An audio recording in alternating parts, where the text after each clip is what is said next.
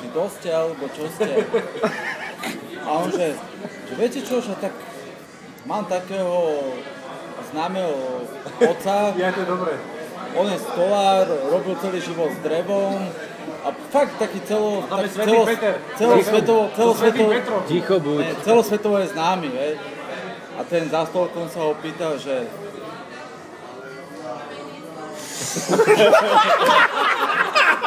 Ja viem. To je dobrý tento. A on sa ho pýta, že Pinokio? A Pinokio, že otec?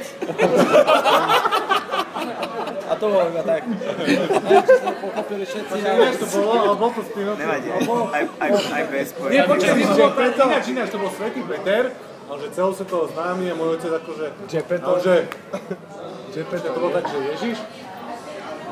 Nie, on že... Nie, Pinokio.